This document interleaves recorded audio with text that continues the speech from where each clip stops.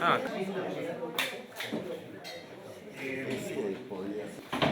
¿Qué hora es? Puso el flyer, pero como que la charla estaba acá y no, ni se transmitía en streaming ni nada, lo que vamos a hacer es grabarla y ponerla en el canal de YouTube. Así que bueno, somos más de 10. Te voy a agarrar el café. Estamos esperando que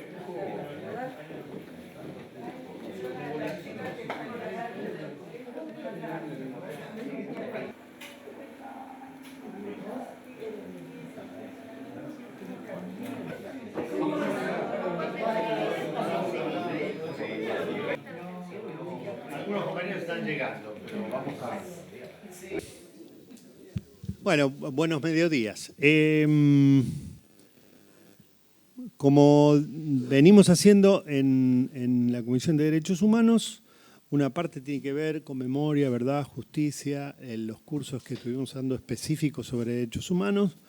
Después del lanzamiento de la campaña de difusión de abuelas con la Intersindical de Derechos Humanos, que como recordamos está formada por gremios de la CGT, de la Corriente y de la CTA.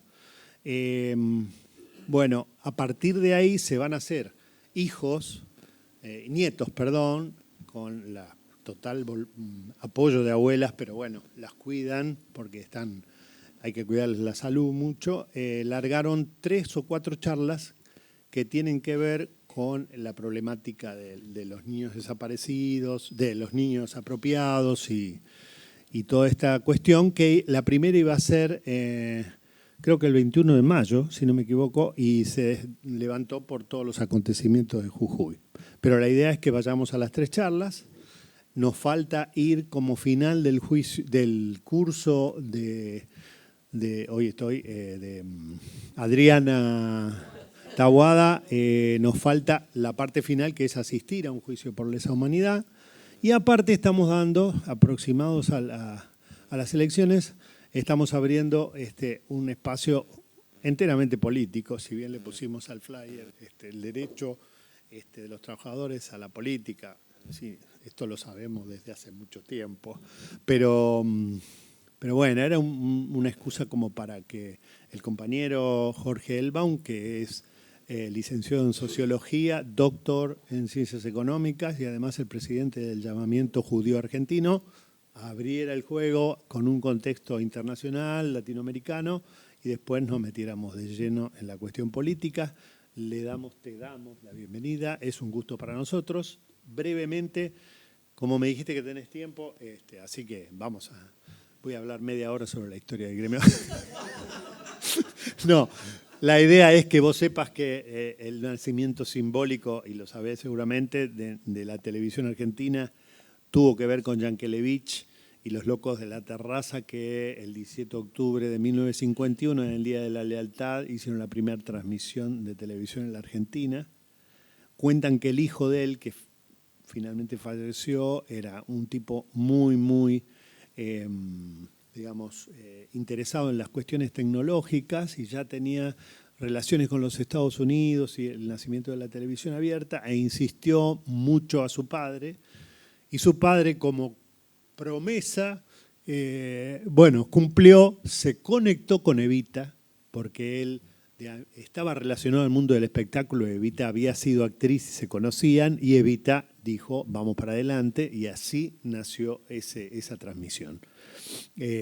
Nuestro gremio tiene su primer personería gremial, que es como una especie de carnet de identidad de quien te representás, en el 58. El primer convenio que se firma es en el 73, y después en el 75, momento de alza del movimiento obrero, por eso después vino el golpe del 76, firmamos los mejores convenios de todas las actividades en nuestra historia. A partir de esos convenios, matados por la dictadura o semimuertos por la dictadura, volvimos en democracia a recrearlos, levantarlos y volverlos a poner en marcha. Nuestro gremio fue fundador, somos CGT, fue fundador del Movimiento de Trabajadores Argentinos en 2004 cuando 40 gremios empezamos a pelear contra el liberalismo y la destrucción del Estado de Menem. Después nos quedamos 20. Que salimos a la calle, hicimos la marcha federal junto a la CTA y la CSC. Y después también, durante el gobierno de Macri, en 2016, fundamos con la corriente sindical federal del Gringo Michetti y con la bancaria un 12 de agosto de 2014, que es el Día del Trabajador de Televisión en Ferro, la corriente federal. Así que bueno, esa es nuestra pequeña historia. Muy bien.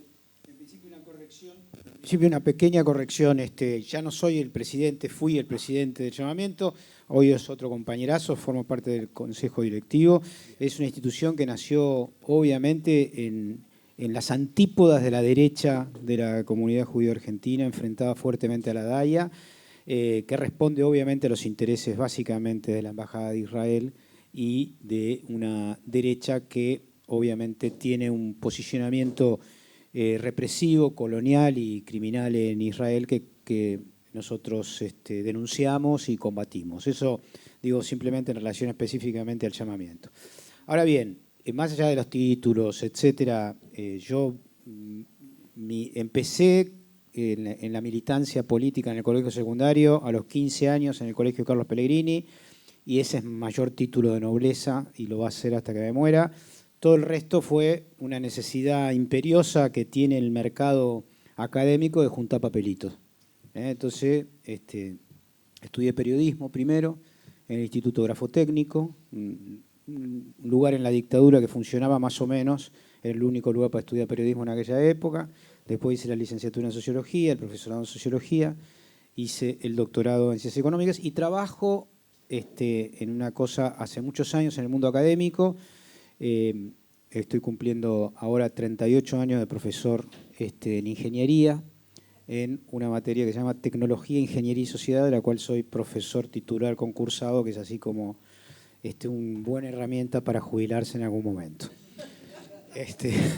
Con 100, digamos, con el máximo de antigüedad. Digo eso un poco porque yo me muevo, en realidad me moví durante muchos años en ese mundo académico y volví al periodismo en los últimos 10 años. Trabajo en la radio de las Madres de Plaza de Mayo con Sandra Russo en Jugo de Limón y en el Cohete de la Luna escribiendo los domingos en el portal. Tengo un programa de radio en Radio Nacional que vengo de grabarlo, que me encanta, que se los recomiendo para aquellos que les gusta la poesía. Es un programa de poesía, Musía se llama, Música y Poesía. Es una de mis aficiones, que sale los lunes a la noche en Radio Nacional Clásica. ¿Y qué más? Creo que... y trabajo en RT, en Rusia Today, haciendo unos cortos de video para la televisión rusa en castellano. Bueno, más allá de lo biográfico, que no es el tema fundamental, yo quiero compartir con ustedes algunas reflexiones respecto a la coyuntura política, obviamente con un anclaje como lo prologó el compañero, que tenga una articulación con los derechos humanos, cosa que obviamente me siento muy comprometido, también desde muy pibe. Participé en la dictadura, en la Liga Argentina por Derechos Humanos y en el aguante a los presos políticos que venían de la dictadura. Y después trabajé 10 años en la cárcel como profesor del CUT, del Centro Universitario de Devoto. Así que conozco muy bien ese mundo y el mundo de los derechos humanos y obviamente de las prisiones políticas y las prisiones sociales. Si a mí me preguntaran, bueno, empezar por algún lado que tenga coherencia para hablar de la coyuntura, la idea media hora, como decía el compañero, y después charlemos, porque lo interesante a lo mejor es un ida y vuelta de reflexiones compartidas y de preguntas, de cuestionamiento, de puteada, de lo que ustedes quieran, no hay drama. A ver, tengo que partir de lo que está pasando en la Argentina, ¿no? Digamos, si uno piensa, primero en términos geopolíticos, a mí me enseñaron de pibe que primero viene lo internacional, después lo regional, después lo argentino, ¿no? regional, de lo internacional, digamos, estamos viviendo un fenómeno rarísimo, impensado para aquellos como yo que tenemos más de 60 años, que no pensábamos vivir, que es un cambio de orden global. Mucho más profundo de lo que sobre todo los medios hegemónicos intentan evidenciar, y está puesto sobre la cancha y sobre la mesa, lamentablemente a partir de una guerra. Pero si uno mira la historia, sobre todo la modernidad, ve que los cambios, aunque no nos guste y muchos de nosotros seamos críticos de cualquier conflicto que suponga la muerte de seres humanos, ha pasado en forma similar. Estamos viviendo un momento de cambio enorme. El último lo vivimos en la década del 80. Es increíble que en una misma biografía generacional unas personas hayan podido vivir cosas tan fuertes como, por ejemplo, la implosión de lo que se llamaba el socialismo real en los años 80-90, la implosión del unilateralismo, que tuvo su versión entre nosotros como consenso de Washington, y es la creencia de que Estados Unidos y Europa Occidental tenían la razón única para gobernar el mundo, y que eso se pretendió siempre, como pasa con la lógica imperial, por 1000 años. O sea, cuando cae la Unión Soviética, cae el muro, hay una famosa reunión que de estos últimos años estuvo puesta en revistas internacionales entre Gorbachev y Kohl, el entonces canciller alemán y el jefe de la diplomacia, el Departamento de Estado de Estados Unidos, que le dijeron, bueno, unificamos Alemania, y Alemania unificada es la última frontera de la OTAN, ¿no? Es decir, y además agregaron una famosa palabra que era, y no nos extendemos ni una pulgada más, ¿no? Y quedó en los documentos escritos de un acuerdo que la ingenuidad de Gorbachev está a la vista, no fue un acuerdo sellado, sino que, bueno, es un compromiso, etcétera, etcétera. Bueno, desde ese momento, año 93, 94, hasta el año 2020, 13 países nuevos se sumaron a la OTAN, con la particularidad de que su contraparte, que era el Pacto de Varsovia, no existía más. Es decir, razón por la cual, obvio, si la OTAN siguió existiendo y el enemigo, que era el Pacto de Varsovia, no sigue existiendo, ¿quién es el enemigo? El enemigo era Rusia. Más allá de la ideología, ya era un país capitalista, ya no es un país comunista, ya no no exporta ningún proceso revolucionario, etcétera, etcétera. El problema es Rusia. ¿Y por qué Rusia es un problema? Y Rusia es un problema histórico para Occidente. Primero porque es un país que nunca pudo ser derrotado. Primer tema, que es algo muy complicado de entender para un Occidente, para la mente eurocentrista. Mandaron el mayor ejército del siglo XIX, que era el ejército napoleónico, que no era un ejército solo francés, era un ejército multinacional de casi 1 millón de hombres, y fueron derrotados por los rusos. Un siglo después mandan el mayor ejército jamás conformado en la historia de la humanidad, de 2,5 millones de personas, los alemanes, el ejército de la Wehrmacht, de los cuales 1,5 millones eran alemanes y 1 millón no eran alemanes. Esto, para que ustedes entiendan la perspectiva de los rusos, 1 millón no eran alemanes, eran rumanos, búlgaros, checos, franceses, españoles, portugueses, me estoy olvidando, bueno, alemanes obviamente, holandeses, finlandeses y noruegos. Ese 1 millón, eran 2,5 millones, 1 millón no eran alemanes, es decir, invadieron en 1941, Operación Barbarroja, y fueron nuevamente derrotados. Y Rusia siguió, incluso luego de la implosión de los años 90, siguió siendo el país más extenso del mundo, con riquezas naturales inconmensurables, que todavía los propios rusos, para que ustedes ellos tienen un estado, digamos, que se llama Siberia, que es más grande que Europa Occidental, un solo estado. Y que vive muy poca gente y tiene muchas reservas, sobre todo de energía, etc. O sea, Rusia es un problema histórico, y sobre todo porque además se consolidó como una formación soberana. Y quiero dar un dato que a mí me impresionó mucho en unas charlas que tuve con unos rusos, y digamos, ¿cuáles son las fechas? El Día de Rusia, que fue hace poco, el principio de junio, etcétera, pero ellos no tienen Día de la Independencia. porque nunca dependieron de nadie. Entonces, no solamente no tienen día de independencia, sino que tienen una cosa orgullosa y además tienen una iglesia nacional. Y eso también es un componente bastante especial. ¿Qué quiere decir una iglesia nacional? Una iglesia nacional es que el papa de la iglesia, de la ortodoxa rusa, tiene sede en Moscú, etcétera, etcétera, y es el jefe de la ortodoxia rusa, ¿no? Y es un papa, hoy se llama Kirill, ¿no? Etcétera. Entonces hay algo ahí de lo que ellos llaman el espíritu ruso, que es multinacional, porque son 40 nacionalidades, no son solo los rusos occidentales, tienen en Kamchatka unos muchachos que son chinos o japoneses, etcétera, etcétera. O sea, y tienen 40 millones de musulmanes de los 200 millones. O sea, estamos frente a un país que empezó a ser rodeado por la OTAN. En el año 2001, cuando asume una vieja amiga mía ha venido. En el año 2001, cuando asume Putin,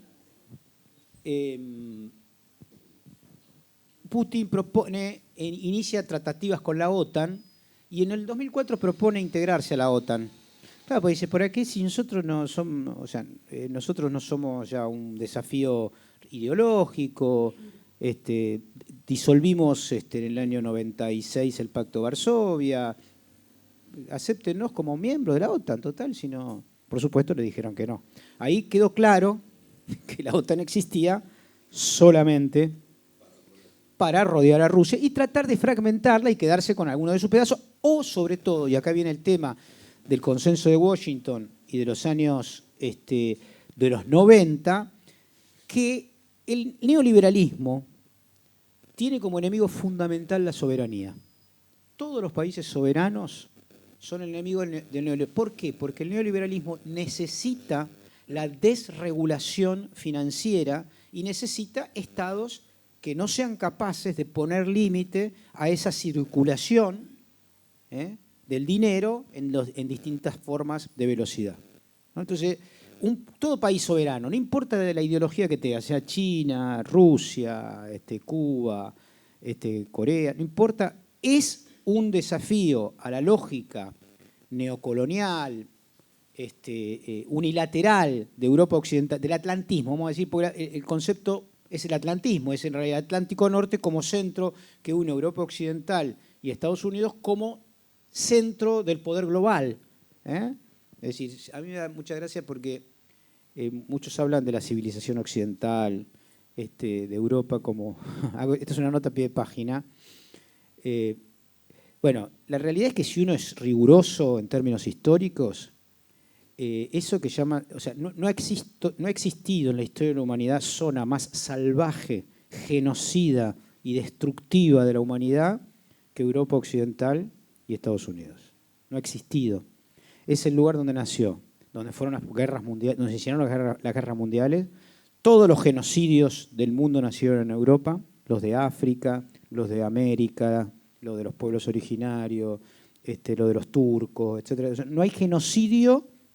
Uno puede hablar de Pol Pot, quizá en Camboya, y los últimos de los años, de fines del siglo XX, entre Hutus y Tutsis también, pero la mayoría de los modelos de genocidio, de colonización, de expoliación, el esclavismo, es un invento europeo. O sea, no hay nada. O sea, por eso, cuando Sarmiento escribe Civilización o el concepto, retoma el concepto de civilización de barbarie, lo que está haciendo es defendiendo básicamente el salvajismo unitario y el modelo de imposición que ha tenido Occidente sobre el resto de los países. Un dato que los chinos no olvidan, les cuento.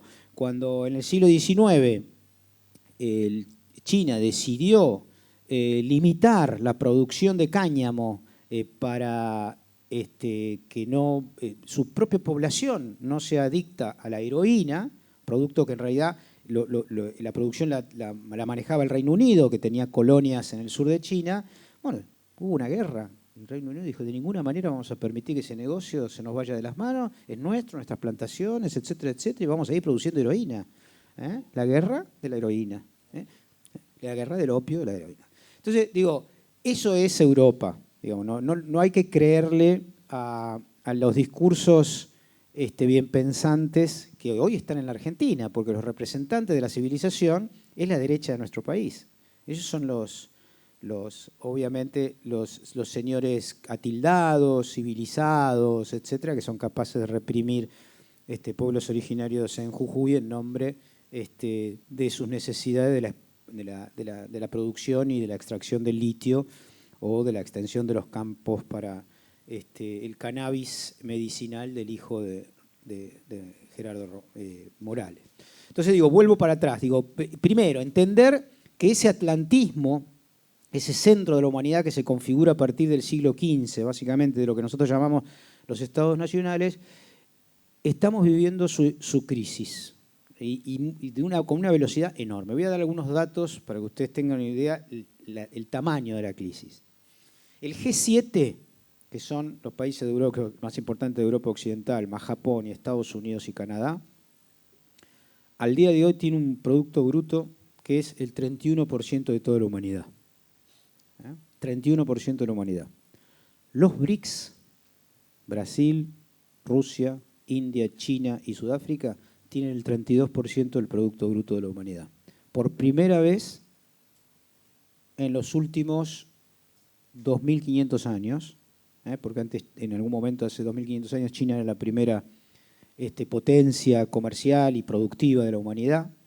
Bueno, hoy los BRICS han superado, tapa de Economist, la revista más querida por el neoliberalismo global,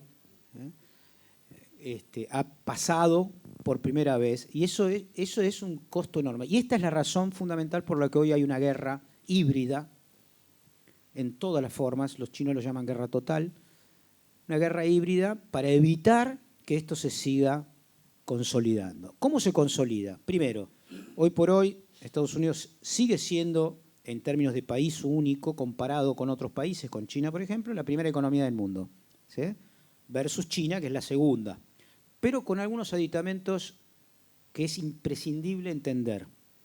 En términos de producción material, China tiene mayor PBI que Estados Unidos. Estados Unidos recupera con dos aspectos, servicios y sistema financiero, Wall Street. O sea, currándonos a nosotros y al resto del mundo gracias a la utilización por parte, a la desesperación de muchos países del mundo por el dólar. Segundo, Estados Unidos es, después de Japón, el país que tiene mayor déficit fiscal en el mundo. Acá hablan de déficit fiscal, estamos en un 5 o 6%. ¿Ustedes saben cuál es el déficit fiscal de Estados Unidos? 35%. Es una bestialidad. Bueno, hace poco hubo un lío con el techo de la deuda. ¿Qué es el techo de la deuda? Es cuánto le permiten al presidente gastar por fuera de lo que recauda. Sí, y la pregunta que alguien me podría hacer es decir, che, ¿por qué no van al Fondo Monetario? Si ellos son el Fondo Monetario. No lo necesitan porque nos tienen a nosotros un montón de boludos a lo largo de la humanidad desesperados por tratar de tener dólares. Entonces, con esa desesperación que nosotros tenemos, ellos financian su déficit. Le meten a la maquinita, nosotros absorbemos parte de lo... Ahora, este esquema que le funcionó, sobre todo en el 73, cuando Nixon abandona el patrón oro, hasta ahora, está en crisis. ¿Por qué está en crisis? Porque los BRICS se avivaron. Dijeron, vamos a empezar a comerciar con otra moneda. Con nuestra moneda, con canasta de moneda, etcétera, etcétera. Dato mata relato. En el año 2000, el 82% de todos los intercambios comerciales en el mundo eran en dólares. Hoy es 51%. Esto es para Estados Unidos terrible. Entonces, vayamos sumando. Doy otro elemento más clave e importante. Déficit comercial de los Estados Unidos versus superávit comercial de China. No son numeritos esto es clave. No es simplemente una cosa, un juego de economista pedorro, sino que China vende 10, vende por 10 y compra por 5. Que es exactamente lo contrario de lo que hace Estados Unidos. Exactamente lo contrario, es decir, tiene un déficit comercial. Vende vende por 5 y compra por 10. ¿Y por qué compra? ¿Por qué son tan tarados, uno puede decir? Muy simple, porque el capitalismo brutal buscó mecanismos de Estados Unidos, buscó mecanismos de bajar el costo de la fuerza laboral. Entonces, desterritorializó. ¿Qué quiere decir desterritorializar? Mandar las empresas al norte de México, que se llama la maquila, o mandarlas a China. ¿Y con eso qué ganaban? Bajar el costo laboral. Ahora, ¿qué hicieron los chinos que no hicieron los mexicanos? Aprendieron. Dijeron, che, el 100% de los iPhones se hacen acá en China. Vamos a aprender. Vamos a hacer lo que los ingenieros llaman ingeniería reversa.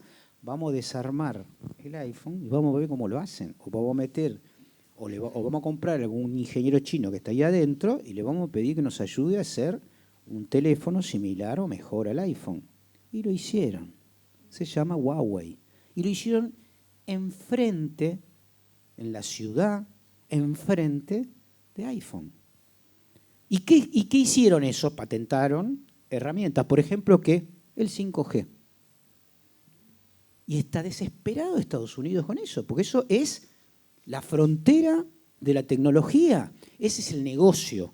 ¿Pero por qué es el negocio? Y ustedes lo tienen que saber porque están en el límite ahí entre la comunicación y la tecnología. Porque en realidad la monetización de la información es una de las formas, una de las más actuales en todo caso, de generación y producción de riqueza. ¿Cómo se monetiza? Yo uso mi celular, vamos a darle el ejemplo del Waze. Me dice, che, ¿por qué el Waze? El Waze es una aplicación para manejar, ¿no? Para que, ahí desde que existe el Waze yo ya no me pierdo, antes me perdía en la esquina de mi casa. Ahora, no, sí. Entonces, antes, yo estaba como la Filcar estábamos, sí, pero uno manejar y la Filcar estaba complicado, chocabas. Bueno, ahora apareció el Waze. Dice, bueno, doy el ejemplo del Waze, pero te puedo dar de cualquier aplicación. ¿Cuál es el negocio? ¿Por qué te lo dan gratis esto? Con un satélite, están engarpando un satélite. ¿Por qué? Porque el señor Waze, que en realidad es Google que compró Waze hace un tiempo, ¿qué hace? El tipo tiene, yo le vendo a un municipio, che, señores del municipio de La Matanza, ¿quieren saber por dónde anda la gente y por dónde es mejor poner un negocio o una cosa? Yo te la tiro. Tengo todo. Tengo los circuitos, tengo las cantidades, tengo los tiempos. Venden información. ¿Qué es lo que hace Google? ¿Qué hace? Agarra toda la información de distintas cosas. Porque yo estoy buscando algo y al otro día me aparece en la en el portal de página 12 un aviso de lo que yo busqué ayer. Porque está automatizado, pero no es solamente la venta de publicidad ese que me aparece. Esto tiene que ver también con el hecho de los circuitos, de los macrocircuitos. Yo ahí tengo control y conocimiento, en todo caso. Bueno, la gente empieza a preguntar sobre, en Google aparece que crece una curva de interrogantes sobre lencería femenina. Digo una tontería. Muchachos, acá hay un negocio. Hay una nueva espacio de demanda. ¿Entienden cómo funciona? Eso se monetiza permanentemente en niveles. Ahora, ¿qué es lo que permite el 5G? Entre otras cosas le llaman la Internet de las cosas. ¿Qué quiere decir? Que yo pongo acá una impresora de cosas, no solamente de papeles, ¿no? Y en vez de comprar la licuadora, le digo a la empresa que me mande la licuadora y la hago acá la licuadora. Ahora, para que yo pueda hacer eso, necesito una cantidad de información que no entra en el 4G. Una cantidad y una velocidad. Te doy el ejemplo de la licuadora, pero en realidad el ejemplo es el de los autos, es el de las casas, de lo que quieran. Ya hay impresoras acá de sexta generación que te hacen ladrillos a partir de la basura, con los tamaños exactos para que vos puedas armar la casa, como un Rusty, etcétera. ¿No es cierto? Es decir, eso se viene. Bueno, eso es lo que está desesperando a Estados Unidos porque le está haciendo perder la batalla, que es realmente la batalla central central de la riqueza del futuro. Hay un economista que para mí, yo lamento que los pelotudos de acá de Argentina no hablen de los bobos de los neoliberales, pero nunca hablen de Schumpeter, ¿no? Schumpeter, ¿qué te decía? Dice, agarró algo, empezó a mirar los últimos 500 años y dice, muchacho, la diferencia está en la tecnología. La diferencia está en la tecnología. O sea, tecnologías validadas, es decir, yo puedo hacer un invento. Roberto Al se dedicaba a hacer inventos, pobre. Le fue como el orto. Hizo incluso un invento que no se lo compraron, que eran las medias de nylon de mujer, y después vino otro y lo garcó y lo hizo y se llenó de guita, ¿no? Estaba muerto de hambre siempre. Además de escribir maravillosamente, en la noche cuenta su hija Mirta, que es en una biografía hermosísima, se desesperaba por inventos, ¿no? Por hacer inventos que no le fue bien nunca.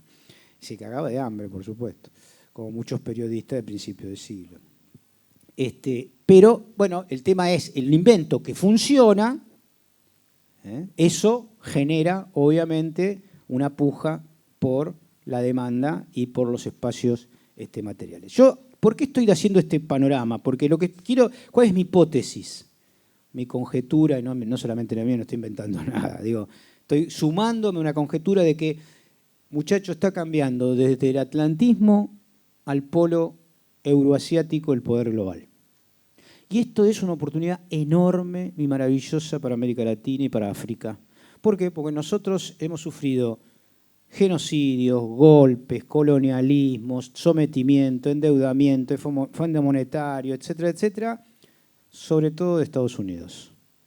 Nosotros en 200 años hemos sufrido al imperialismo español, después al inglés y hoy al Estados Unidos. Cuando no hacemos lo que ellos quieren, o bien vienen los golpes militares, con, digamos, distintas formas, ¿no? de condicionamiento y de injerencismo externo que van, obviamente, desde la doctrina de la seguridad nacional, en su versión más brutal, que se cobró aproximadamente 2 millones de vidas en la segunda mitad del siglo XX, porque acá murieron 30.000 compañeros y compañeras, pero en Guatemala 300.000. En Colombia también otros 300.000. En más tiempo, pero... Entonces sumemos, eso es la doctrina de la seguridad nacional.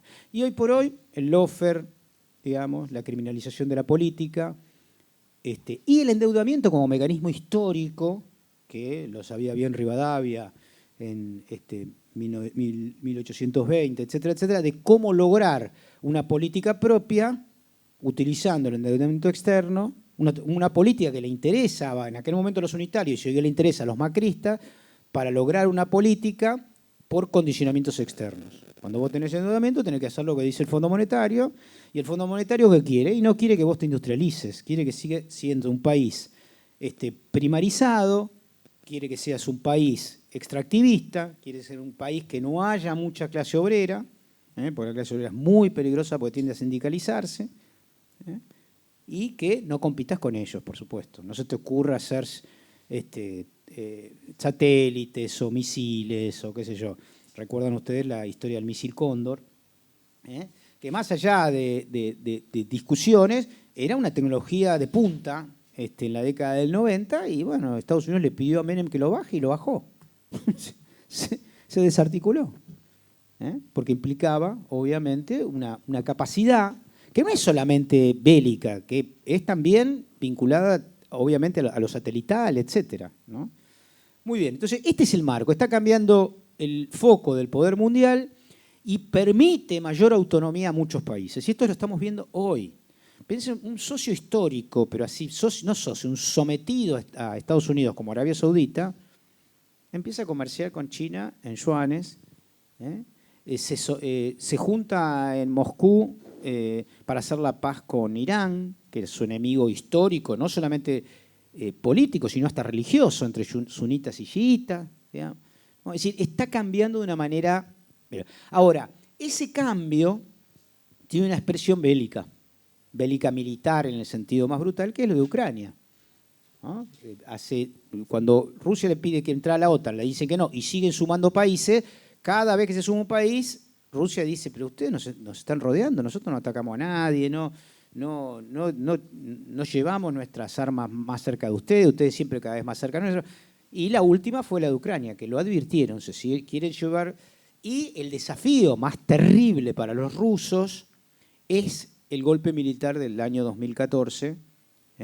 Había un presidente electo que pretendía llevarse bien con Occidente y con Rusia, le hicieron un golpe de Estado y empezaron un proceso de etnocidio y genocidio contra la minoría ruso-hablante en el este, en el Donbass, sobre todo en las provincias de Lugansk y Donetsk, que hoy han sido anexadas a Rusia. Mataron 15.000 tipos entre el 14, entre ellos 300 pibes, que hay un famoso museo, entre el 14 y el 21, y los rusos dijeron basta, que es lo que está sucediendo ahora en términos bélicos, y que tiene una expresión, obviamente, en la historia rusa. Recuerden ustedes que Rusia, en aquel momento la Unión Soviética, no perdió 400.000 personas en la Segunda Guerra Mundial o 700.000 personas como Estados Unidos. Perdió 28 millones de personas. ¿Ustedes pueden tomar noción de lo que eso significa? 28 millones de personas. Bueno, no es propaganda rusa. Miren los informes de las Naciones Unidas. No hay ninguna fuente que no diga aquello que yo estoy diciendo. 28 millones de personas. Es algo inconmensurable. No hay ningún ruso que deje de tener un pariente asesinado, muerto en combate, en campo de concentración, en exterminio, etcétera, etcétera. ¿Y qué hicieron los ucranianos que dieron el golpe? Tiraron abajo los monumentos de aquellos que habían peleado contra los alemanes y en su lugar pusieron los monumentos de los ucranianos que se sumaron a los nazis. El más conocido de ellos era el jefe de las tropas ucranianas de las SS, Stepan Bandera. Yo no sé si ustedes saben que acá había un partido que se llamaba Bandera Nacional. Primero Bandera Vecinal y después Bandera Nacional, que dirigía un tipo que se llamaba Biondini. Bueno, en homenaje a Stepan Bandera. Stepan Bandera es responsable, entre otras cosas en Ucrania, del asesinato de 2 millones de personas, 500.000 gitanos y 1,5 millones de judíos. Ese tipo es nombrado Héroe Nacional de Ucrania en el año 2018 y la avenida más importante de Kiev tiene su nombre. Cuando eso sucedió en el Parlamento ruso, en la Duma, dijeron, nos declararon la guerra. Vos podés hacer eso en cualquier lado, pero no enfrente de Rusia y a 500 kilómetros de Moscú, con un país que tiene 200 millones de habitantes y tiene un orgullo y una tradición de resistencia y de resiliencia y de saberse ganador militarmente en todas las batallas que ha sufrido, en Manchuria contra los japoneses, contra los otomanos en el sur, contra Europa Occidental con Napoleón y con Hitler. Y ellos tienen una idea, quiero para que ustedes lo entiendan, que esto no fue solamente Alemania, no es solamente Ucrania. Esto es la OTAN, esto es la Wehrmacht, esto es lo mismo. Esto es una continuidad, obviamente porque tiene a Stepan Bandera como también, si uno mira los tatuajes de los detenidos ucranianos en Mariupol, las esvásticas nazis, son ucronazis realmente, quieren ser escondidos detrás de la publicidad de los medios de comunicación occidentales, pero son nazis y aman a... Tiene una historia esto que sería muy largo explicarlo, yo lo explico en un libro que salió el año pasado, que se llama La OTAN contra el mundo, y una segunda parte que salió en un libro hace un mes que se llama Del Atlantismo al Polo Euroasiático, que hice con un venezolano que se llama Sergio Rodríguez, que se puede conseguir por ahí. Esto es el marco general. Está cambiando el mundo, hay una guerra que expresa ese cambio. América Latina y África tienen una oportunidad de autonomía un poco mayor que la que tenían 10 años atrás, sobre todo en relación al concepto de los BRICS. Ahora en agosto se juntan en Sudáfrica, es probable que ingrese Argentina. Eso permitiría, en todo caso, limitar la capacidad de daño del Fondo Monetario, porque el Banco de Desarrollo de los BRICS está como titular Dilma Rousseff y ya adelantó que en el caso de entrar podrían sumar swap de otras monedas además del yuan. Esto obviamente supone un mundo en cambio, lo que pasa es que son procesos medianamente largos, no son de acá para allá. Entonces, en ese marco estamos en Argentina y se ha sucedido en la última semana una serie de, bueno, sobre todo vinculados a lo electoral, ¿no? Ahora, detrás de lo electoral, creo que desde mi punto de vista, por supuesto, esto es debatible, etcétera, hay que pensar en los programas y en los planes subyacentes de cada una de las coaliciones que existen en Argentina. Y están claros, están absolutamente claros. De un lado, en la derecha, vos tenés un gusto, una simpatía, una empatía con la flexibilización laboral, con la precarización laboral. ¿Pero por qué? ¿Porque son malos? No, ¿por qué creen en eso? Porque en realidad los convenios de trabajo les impiden ganar más plata. Porque si vos tenés 30% de desocupados y vos le ofrecés 2 mangos a un laburante que está cagado de hambre, te va a agarrar. Entonces ellos necesitan de que eso sea posible. El neoliberalismo es un modelo económico nacido, en el siglo XIX y puesto en práctica entre 1880 y 1930. En 1930 caducó con la crisis del 30 y fue sustituida por el keynesianismo, el estado de bienestar, en su versión local el peronismo, etcétera, que es un estado más presente, etcétera. Ahí lo que aparece como gran diferencia es estado regulador o mercado regulador. Esto es clave. Por eso la contradicción de la época es soberanía versus mercado internacional o financiarización internacional. Entonces, en la derecha argentina, ¿cómo hacen plata? ¿Cómo se hace guita sin laburar? Rentísticamente. Con los campos, vos tenés gente que acá el 90% de los que tienen grandes territorios de campo no laburan la tierra. Ni siquiera contratan gente para laburar la tierra, alquilan la tierra a terceros que lo laburan. Y eso encarece incluso el producto de la tierra, ¿no? Pero eso es un trabajo, o sea, es lo mismo que tener que mucha gente viva de tener departamentos en alquiler. Ahí no hay valor agregado. Hay muy poco valor agregado, eso es rentista.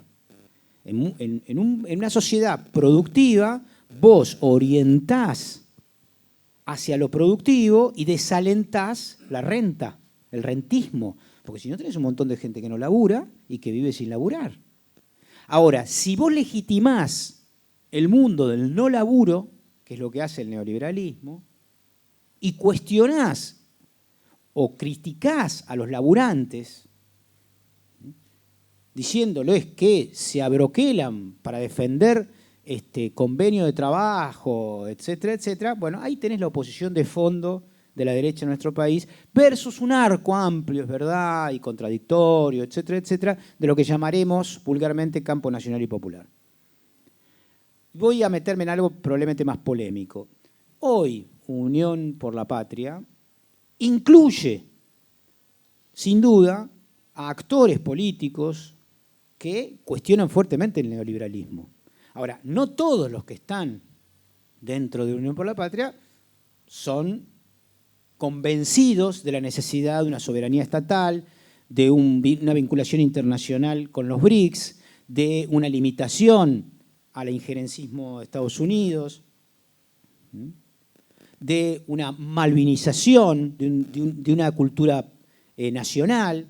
Bueno, ahí aparecen, si se quiere, en términos de contradicción de época, clave, neoliberalismo versus soberanía, la gran disputa que aparece en la Argentina. Olvídense de los nombres, porque ¿qué pasa? Donde me dicen Massa no, pero el tema es que Massa funciona en un anclaje donde hay otros. Cuando anteayer creo que fue Cristina le decía a Massa, creo que fue en Loma de Zamora, que le decía, vi una nota en el Infobae que me ponían en una foto a la Cristalina Georgieva del Fondo Monetario y a mí, y me puse a leer, dice Cristina, y lo que vi, que el FMI está diciendo que la inflación a nivel global está producida, entre otras cosas, por las corporaciones que quieren sacar más ganancias, ¿no? Y eso dice el Fondo Monetario. Y ahí Cristina dice, teléfono para el Ministerio de Economía.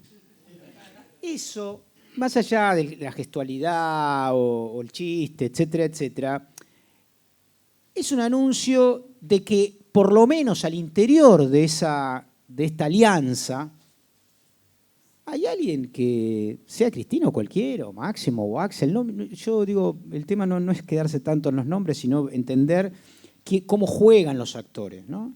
De que alguien está avisando que va a seguir, si se porta como Alberto o si se porta distinto, si gana, si no gana, etc., va a seguir estando en esa posición de soberanía, regulación del Estado, mercado sí hasta donde el mercado no haga daño, en los límites puestos por el bien común por sobre los intereses usureros, etcétera, etcétera. Y ahí yo creo que, por supuesto que esto es un punto de vista, ¿no? Y válido como cualquier otro.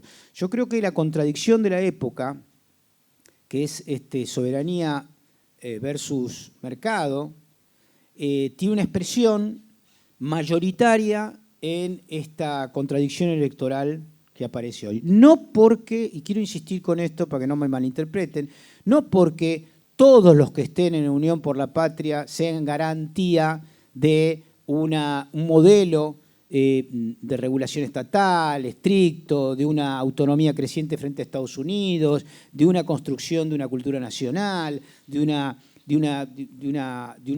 una apuesta a la regionalización de América Latina, de UNASUR, de CELAC, no porque haya garantía de eso, pero que sí y solo sí está en ese lado. Es decir, sí dentro, tanto por supuesto Juan Grabois, como Axel, como Cristina, etcétera, etcétera, pujan, más, menos, con errores, con aciertos, con virtudes, con deficiencias, sin duda. Porque acá no hay santos, ni hay héroes, ni hay simplemente sujetos individuales o sociales que hacen lo que pueden en condiciones que no eligen, diría Jean-Paul Sartre, ¿no? Y esa es la puja que se está dando ahora. Y aparece como expresión de lo contrario, obviamente, un aviso que se llama Jujuy, pero que se llama Milagrosala, que se llamó Los 4 años de Macri con compañeros encarcelados. Yo iba a verlo todas las semanas a Zanini, a Devido, a Amado, a la cárcel.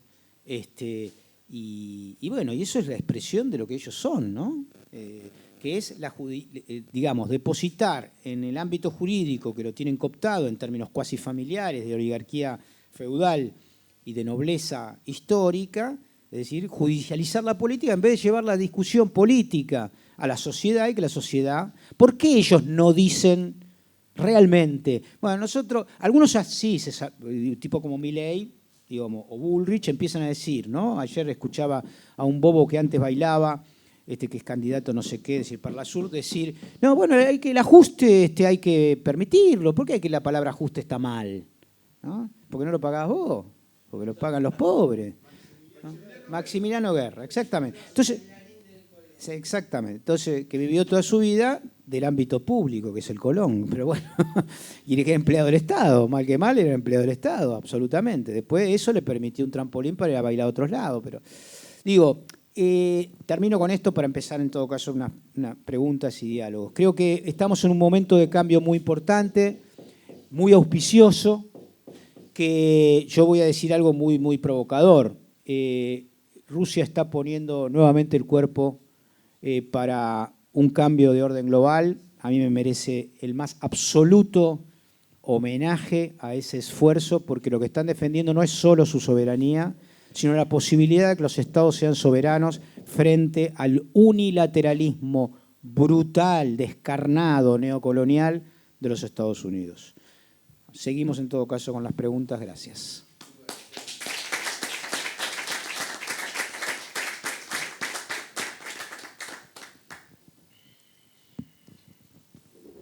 Bueno, Dos. Me gusta esos dos. Sí, 2 por 1. Bueno, está presente Néstor Catariño, que fue el secretario general de los 90 y que nos enseñó a todos después. Así que aquí está. Y quería decirlo. Se perdió la parte del contexto internacional, así que le dije que está en YouTube. Está bien, pero ahí no me dejan hablar mucho. Acá se despachó. Una es una cuestión, vos decías, China, la tecnología, el 5G, están desesperados, le están ganando no solamente eso, sino la batalla comercial, la ruta de la seda. Ahora, tengo una duda que es técnica, que es el mito de que China tiene los bonos de la deuda norteamericana la mayor cantidad. Si pudieras explicar un poquito eso. Y el otro tema, el otro tema es, digamos, la militancia que está desilusionada con Massa y sobre todo por ese cambio en el vuelo que se hizo. Yo creo que con el compañero queridísimo Guado perdíamos, ¿no? Ahora tenemos una posibilidad porque el contexto mundial y la fuerza que adquiere. Hace 4 años no existía Milei y hoy este payaso puede llegar a tener el 10-15%. Entonces digo, también hacer una vuelta de tuerca, porque si no decimos Massa no, Grabois, y nos quedamos en eso y vienen los monstruos y están haciendo, creo que pasó algo que es una crisis, me gustaría saber tu opinión, que es que lo vimos, me encantó, era patético verlo a Larreta y a la otra bestia que no necesita actuar mucho, pero decir, vamos a faltaba que dijera desaparecer, a terminar.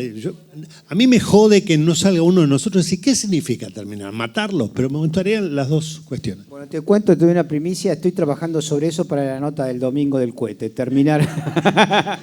Tengo ya la aprobación de mi jefe, que no siempre la tengo, el perro, así que bueno. Sí. De eso voy a escribir para él. Pero bueno, puedo decir dos cosas. Primero, respecto a la última parte, y me vas a tener que recordar la primera. Pero, a ver, cómo se resolvió el tema fue en el marco no solamente de un contexto al cual se refería Cristina, sino en el marco de la presión establecida por Alberto para poner otra fórmula. Y eso lastimaba en el marco de unas PASO las posibilidades de poder enfrentar. Porque si vos ibas con 2 listas, Scioli y Guado, ponele, no importa, ¿no? Vos ahí dividías el voto. Ahí dividías el voto, no importa, 50-60, 60-30, no importa, ahí dividías el voto. Con Juan Grabois no es muy probable que... mucha gente va a votar a Juan, yo creo, a quien yo respeto, pero no creo que divida el voto de la misma manera que Scioli y Guado, obviamente. Entonces, vos llegás a la primera vuelta con posibilidad, en el marco de ciertas divisiones de la derecha, a estar expectante, primero, segundo, en PASO con respecto a candidatos. Y eso es un impulso en la lógica de cómo funciona la emocionalidad electoral muy importante de cara a las elecciones generales. Si vos ganás la primera, no quiere decir que ganes la segunda. No quiere decir. Pero venís envalentonado. Tenés más como decir, mirá, acá la gente y muchos nos van a votar, porque en la primera votan menos, muchísimo menos que en la segunda. Entonces, ese marco de análisis de cualquier sociólogo que hace opinión pública, obviamente Cristina escuchó y a mí me parece entendible porque, digamos, ella dijo también algo que a mí me parece, yo no quiero hacer hermenéutica, ¿no? Pero dice, esto es una apuesta. Yo aposté por Alberto, me salió un poco para el orto, ¿no? Y ahora estoy apostando por acá. Ahora, seamos honestos, me salió un poco. El gobierno de Alberto fue inmensamente mejor de lo que hubiese sido un gobierno de Macri. Pero no inmensamente. O sea, si pudiésemos compararlo en términos, sería, pero inaudita la diferencia. Inaudita. Imagínense la pandemia con la derecha. Hubiese sido Bolsonaro, hubiese sido lo de Ecuador, hubiese sido un desastre. Hubiésemos tenido 2 o 3 veces la cantidad de muertos. Y el trabajo, más allá de que efectivamente hay un problema con respecto a la puja distributiva, que es lo que hablaba que lo que habla el Fondo Monetario en ese trabajo, la realidad es que ha crecido muchísimo el trabajo y ha crecido la producción industrial, enormemente. Enormemente. Esa es la parte positiva. Pero eso ¿por qué? ¿Por qué? ¿Porque Alberto es bueno? No, simplemente porque los que están de este lado tienen una mayor afinidad electiva, en lenguaje de un famoso sociólogo que se llamaba Weber, una afinidad electiva por proteger a determinados sectores económicos de la sociedad. Y los otros no lo tienen, al contrario. Los tipos te dicen, no, la tecnología no hay que hacerla acá, hay que comprarla. Cerremos todo, tucha, ¿qué me importa? Si podemos comprar llave en mano, ¿para qué tenemos un montón de ingenieros acá al pedo trabajando en la tucha, para que ganan cualquier guita? Sacalo, echalo a todo, ¿para qué queremos tener satélite, comprar satélite o alquilemos satélite de otro? Esa es la mente de la derecha liberal argentina. Entonces, como tenemos ciertas afinidades, el peor de los nuestros muchachos, muchaches, es infinitamente mejor que el mejor de ellos. Porque además la historia, ¿qué muestra? Vamos a hablar de la dictadura para acá, que es el inicio del neoliberalismo en Argentina. La verdad, el inicio es 75 con el Rodrigazo. Pero en el 76, 6 meses después de Rodrigo, empieza el genocidio, la política neoliberal que necesitó el genocidio. No podía haberse hecho lo que se hizo sin el genocidio, porque el 60% de los que fueron a buscar eran delegados de laburantes. Necesitaban romper, quebrar al movimiento obrero para poder hacer lo que hicieron. Bueno, primer ejercicio neoliberal terminó en un genocidio. El segundo ejercicio neoliberal fue Menem. Menem barra de la Rúa, es la convertibilidad. ¿Cómo terminó? 2001. Y el tercero, que fue el Macriato, terminó con el endeudamiento más grande jamás otorgado por el Fondo Monetario Internacional en su historia. A ver, el 60% de toda la guita del Fondo Monetario entregada en créditos es a la Argentina. Todo el resto del mundo no llega a lo que le prestaron a Argentina. Y estoy hablando de los 43, no de los 52 que prometieron. Pero el 30% de toda la guita jamás entregada desde 1946 a la fecha del Fondo Monetario es a la Argentina en este último crédito. O sea, es algo... Bueno, esos son los 3 periodos neoliberales. Imagínense un cuarto.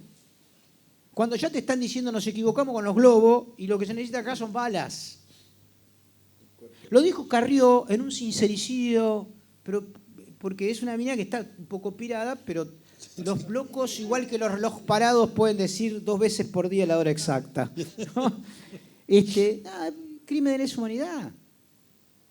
Yo estoy convencido, no es sembrar el terror. Estos tipos realmente están desesperados. Y la desesperación es la expresión, analizada por Gramsci hace ya un siglo, de la reacción. ¿Qué quiere decir reacción? Esa palabra fue inventada en Italia en la década del 20 del siglo pasado y remitía a la reacción frente al ogro comunista que se había instalado en 1917.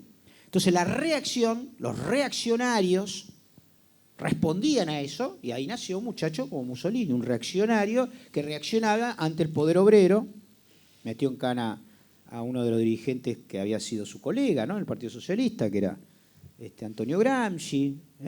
Eso es la marcha en 1922, la marcha sobre Roma, reaccionó ante eso. Hoy también están reaccionando. ¿Cuál es el miedo que tienen? El miedo es China. El miedo es que haya un modelo alternativo al que ellos vienen manejando al uso nostro y con absoluta impunidad desde hace 70, 80 años.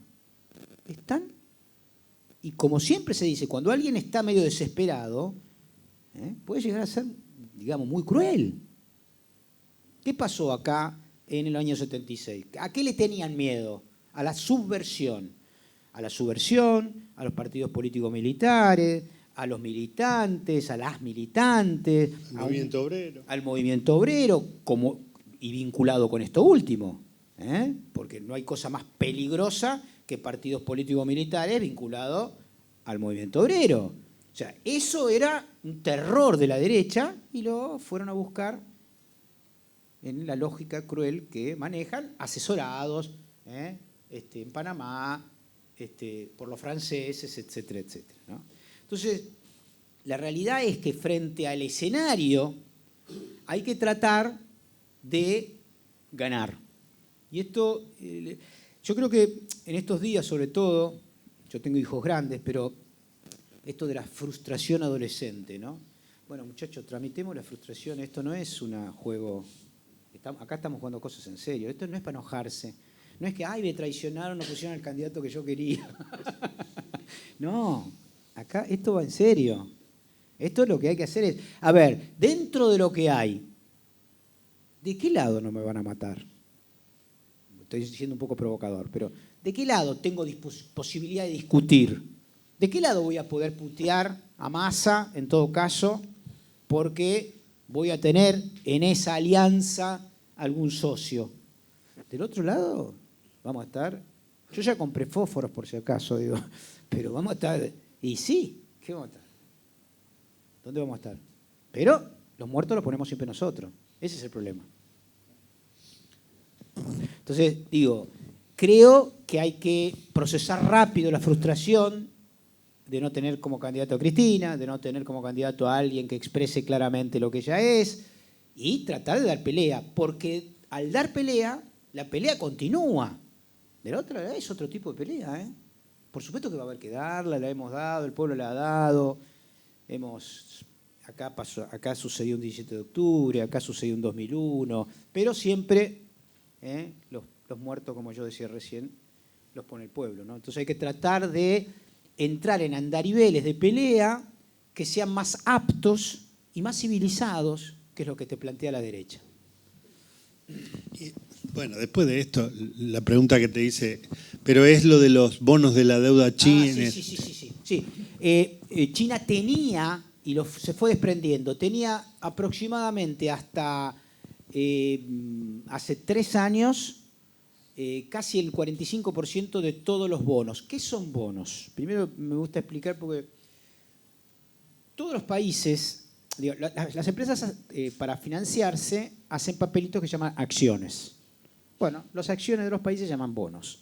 ¿Qué son los bonos? Son unos papelitos que dice, páguese el Estado de la Argentina, o la República Argentina, o Estados Unidos, paga por este papelito $100, ¿no? Más el interés que disponga el Tesoro o el Banco Central de acuerdo al costo. Entonces vos vas con ese papelito a cobrar por ventanilla. A veces ese papelito vale mucho más que lo que dice, porque entra en un circuito de que la gente compre, che, quiero yo bono, mirá, está a 100, bueno, dame a 103, yo te lo pago, etcétera, etcétera. Entra en un circuito igual que las acciones, ¿sí? Cuando los países tienen la gente se entera que tiene poca capacidad de poder pagar, Estados Unidos tiene capacidad inmensa de pagar, porque para pagar hace la maquinita y no tiene que pagar en términos de inflación por esa maquinita, porque un montón de boludos nosotros desesperadamente le absorbemos los dólares en todo el mundo, ¿no es cierto? Entonces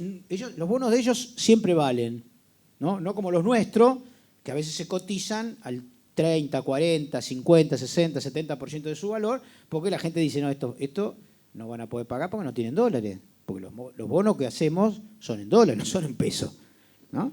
Entonces, ¿qué hizo China en 40 años? Miren, China creció en 40 años lo mismo que China creció en 1000 años. Lo de China, todo el mundo... cuando empezó el neoliberalismo, en los 70, en el 78 se hizo el acuerdo de Nixon con Deng Xiaoping. Dijeron, bueno, aprovechemos estos tipos que tienen un montón de gente para laburar barato. Lo que nosotros pagamos en Detroit, en la capital mundial del automóvil, le estamos pagando $3.000 a un laburante. Vamos a México, le pagamos $300. Vamos a China, le pagamos $200. Vamos a desterritorializar. Mandamos las empresas, sobre todo las empresas sucias, ¿viste? Porque ahora viene el tema de los servicios y en realidad la producción no es tan importante, lo importante es la economía de los servicios. Es una pelotudez que inventó la posmodernidad para mentirle a un montón de bobos y hacerle creer. Bueno, cuestión es que se llevaron no solamente el iPhone, como yo le expliqué en relación a China, se llevaron las automotrices, etcétera, etcétera, y los chinos dijeron, no solamente aprendieron, sino que en cada empresa de estas hay un comisario del Partido Comunista Chino, obligatoriamente. Y empezaron con $200 y hoy están en 2.000. 40 años. Por eso fueron sacando gente de la pobreza. Sacaron 400 millones de personas de la pobreza en 40 años. Fueron, no solamente generaron ciudades, por supuesto, produjeron, etcétera, etcétera, sino que además aprendieron ciencia y tecnología y hoy tienen, cuando Trump llama al CEO de Apple para pedirle que lleve la empresa Apple a Estados Unidos, el tipo de Apple le contesta a Trump: no tengo ingenieros acá. No tengo los ingenieros. Ellos producen todos los ingenieros que yo necesito y acá no los tengo. Me acuerdo que el número era 300-1. No tengo los recursos humanos para hacerlo. Por más que traiga la empresa, no tengo la gente de allá no va a venir para acá. Cuestión, están en un problema y los bonos, empezó China desde ese primer momento como un mecanismo también de fortalecimiento de las relaciones y de financiamiento de la economía de Estados Unidos y de devolución de favores porque las empresas se instalaban ahí. Empezó a comprar bonos.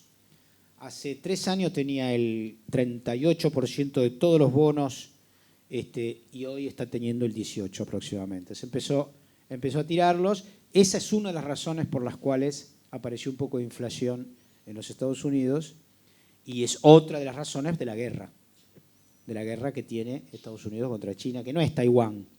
No, la guerra es, muchachos, la economía china es más productiva que la economía de Estados Unidos. ¿Qué quiere decir productividad? Hacer las mismas cosas a menos tiempo y con menos plata. Eso es productividad. Y los chinos lo hacen más rápido y lo hacen mejor que los Estados Unidos. Y esa productividad se los está llevando puestos en un marco de degradación económica, etcétera, etcétera. Yo creo que acá ya viene una cosa más sociológica. Si uno mira los videos con respecto al fentanilo en Estados Unidos, el tema de las armas, el tema de los antidepresivos, el tema de una sociedad que realmente está muy enferma, comparado con la pujanza, el orden y la cosa confuciana china, es uno que se ve que está en decadencia y otro que está en crecimiento, ¿no? Bueno, han vendido una gran cantidad. Sí. ¿Qué tal, Jorge? Acá el compañero y después le pasamos acá a la compañera. ¿Qué tal? Sebastián, soy delegado de una productora Cuarzo. Gracias por la visita, un lujo. Te quería decir, y lo que refiere a nuestra industria audiovisual, ahí está claro el rol que se le quiere asignar a Argentina en el mundo. Como productores de contenido, hoy, los que trabajamos en televisión abierta, lamentablemente los compañeros de Cerrado no pueden estar por las asambleas, pero evidentemente nosotros llenamos espacio de las tardes con contenido berreta, baja calidad, bajo costo. 6 personas que dicen lo primero que se le viene a la cabeza, ¿no? Y el contenido de calidad, a pesar de tener los fierros y personal altamente capacitado, es el que hacen en la plataforma los gringos, que además venden ideología, ¿no? Sí. Pero te quería hacer una consulta respecto al conflicto de Ucrania. ¿Cuál es el rol de Israel? Porque vi como que lo quería correr, lo querían correr a Netanyahu, ¿no? Que no lo corre, parece que nadie. ¿Y cuál es el rol que está jugando? Y más Israel, que tiene injerencia en particular con Argentina. Yo veo los presidentes, casi que la primera visita que hacen, ¿no?, a rendir cuentas es Israel. ¿Cómo te voy a sorprender con la respuesta. Israel no se mete en Ucrania y tiene un acuerdo con Putin desde hace muchos años, cuya expresión está en Siria, digamos. Es un acuerdo geopolítico y por eso no le mandó fierros.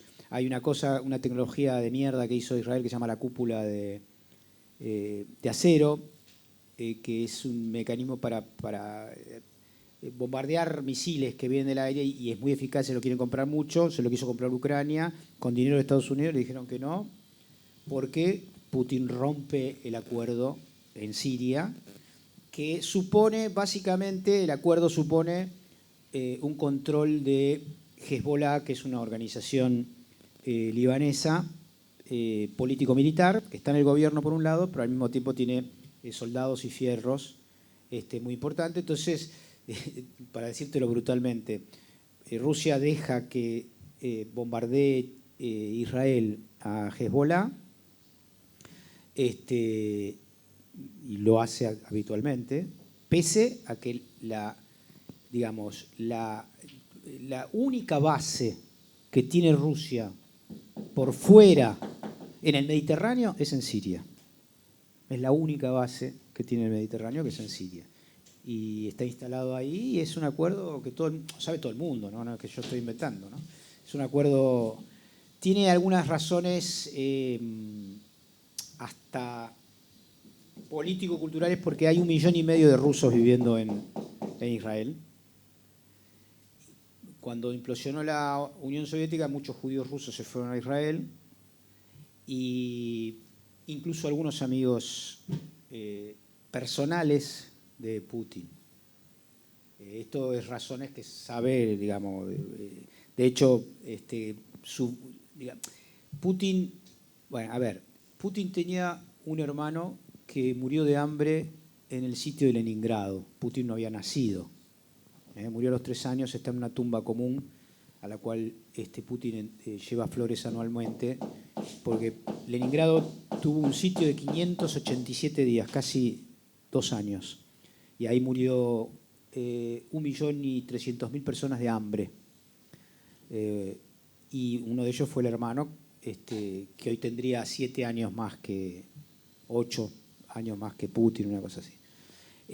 Quien protegió a la familia de Putin fueron unos vecinos, mientras su padre estaba en el frente, y su madre también colaboraba en una fábrica en los Urales. Fue una familia judía. Y bueno, ahí hay un vínculo, según cuenta Putin, ¿no?, en un famoso reportaje, como que tienen una relación. Y Netanyahu, digamos, por ejemplo, Bennett, que era el anterior primer ministro, quiso negociar con Zelensky, y Zelensky lo denunció internacionalmente por trabajar para Putin. Un escándalo. No, a Israel le chupa un huevo. A Rusia sí. De hecho, Zelensky es el nieto de un héroe de la Segunda Guerra Mundial soviético. Es todo un quilombo, pero los actores actúan como actúan en el momento. Y hoy Zelensky es parte de la OTAN, que son nazis. Aunque suene duro decirlo, es la verdad.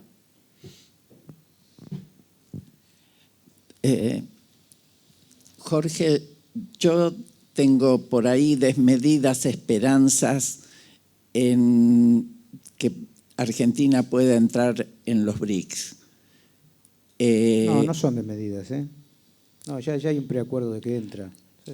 Hay un preacuerdo, porque yo sé que Argentina ha pedido firmado por Alberto, varias oportunidades. Una única vez. Una única vez. Formalmente, una única vez, y con la firma de Alberto, y salió de acá y entró en la oficina de los BRICS, y ya tanto Putin como Xi Jinping dijeron que están de acuerdo. La reunión es ahora en agosto en Johannesburgo, y es muy probable que Argentina sea parte de los BRICS. Muy probable.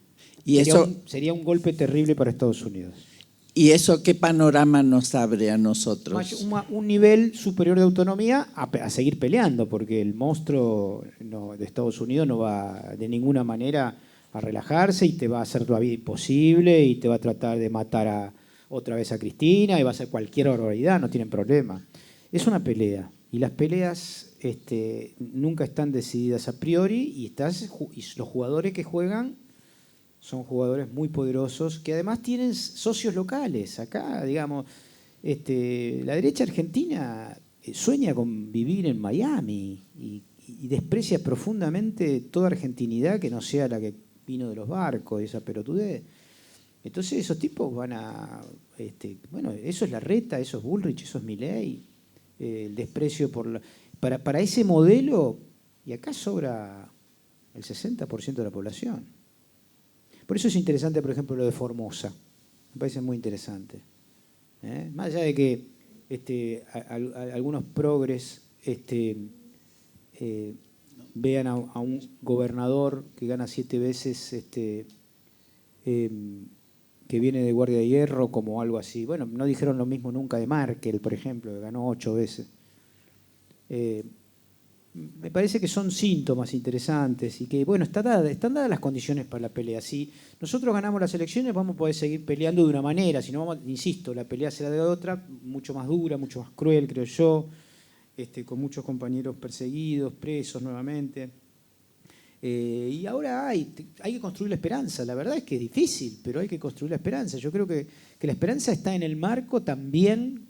Vamos a citar a Borges. No sé si nos unirá el amor, pero seguro el espanto, ¿no? El espanto a la derecha. Tiene que unirnos, ¿no?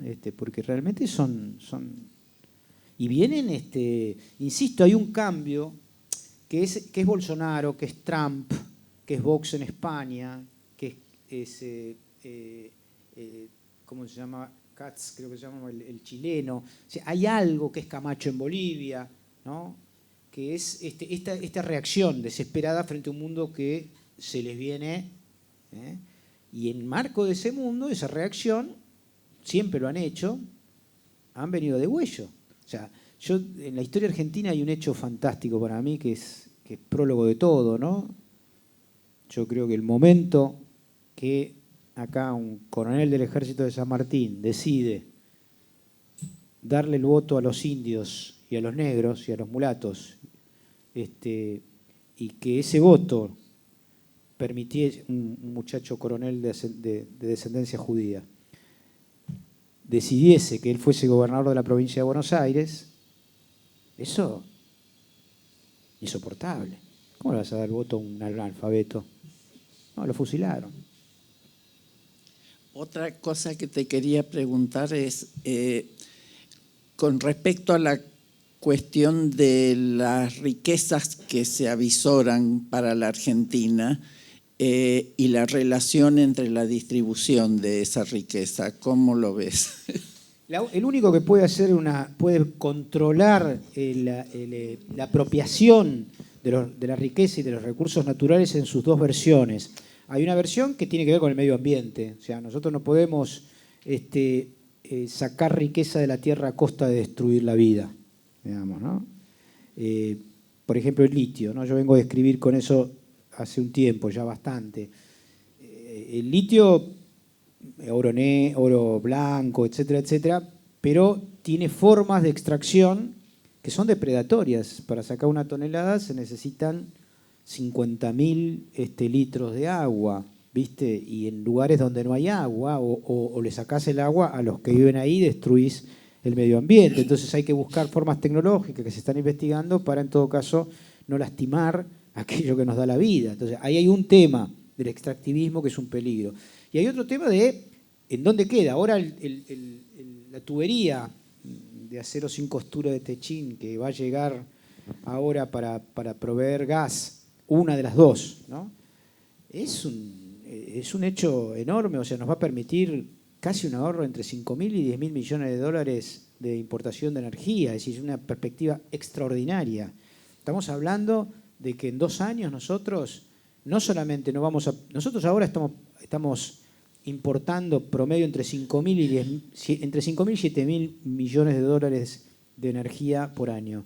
Bueno, nosotros vamos a exportar entre 5.000 y 10.000 millones por año. O sea, nosotros en 4 años si ese recurso se cuida, en el sentido, no es que se cuida porque, si el Estado regula su gestión, podemos pagar la deuda. No es joda. Ahora, ¿qué va a hacer la derecha si viene? Al contrario, a la derecha le conviene que haya deuda porque el hecho de que haya deuda le permite institucionalizar sus propios programas en nombre de otro. No podemos hacer otra cosa porque el fondo me lo dice, viene cada 3 meses, hay que achicar el gasto, y achicar el gasto no podemos hacer más cañería y no tenemos que hacer entonces las 2 represas de Santa Cruz y no tenemos que terminar la Tucha. Bueno, es todo lo que Estados Unidos quiere para que siga siendo un importador, para que siga siendo dependiente y sobre todo para que no tengas autonomía, porque este es el gran tema. Si vos tenés, voy a decir una burrada, ¿no? Perdónenme, vos te podés hacer el canchero con Argentina, ¿no? Pero andá a hacerte el quechero con Rusia. ¿Por qué las tropas norteamericanas no entran en Ucrania? ¿Saben por qué? Se lo dijo Putin varias veces. No me rompa la pelota porque en 6 minutos tienen un misil en Londres. Y ustedes no lo pueden detener porque es Mach 7. Y esa tecnología la tenemos nosotros solos. Un país de mierda, lo voy a decir brutalmente, como Corea del Norte. ¿Por qué no lo hacen mierda? Porque tiene bomba nuclear. Países con uno puede cuestionar el sistema, no, yo no estoy hablando de eso. Autonomía, soberanía, que vos puedas hacer lo que vos quieras sin que nadie te diga qué es lo que tenés que hacer, incluso con el derecho a equivocarte. Tenemos derecho. Pero ese es el gran tema. El tema es los niveles de autonomía y de soberanía. La palabra clave es soberanía. Por eso yo milito en Soberanos. Con Amado. Perdón, te quería llevar a un tema, ya sobre todo esto creo que te has pensado con extensión y claridad. Cuando vos planteás, que compartimos todos acá y muchos más tenemos claro qué conviene, a pesar de los cambios, la derechización que algunos quieren maximizar. El asunto es cómo llega ese convencimiento que tenemos nosotros a la gran masa del pueblo. Y aprovechando tu carácter de periodista y que escribís en un medio que por ahí los que estamos acá, la mayoría o leemos mucho o picoteamos, y así otros medios, pero sabemos que esto que nosotros acá nos resulta tan claro, cómo llegar con esas ideas a la gente para ganar las elecciones. Es clave tu pregunta y es una pregunta que ayer charlaba con la radio con un gran amigo mío que quiero mucho, que es el padre Eduardo de la Serna, de los curas en opción por los pobres, un entrañable amigo. Es la clave. Y eso es una palabra extraordinaria que tiene que ver con la militancia. La militancia es el compromiso con un proyecto y más humildad, ¿no? Yo creo que no se puede bajar línea.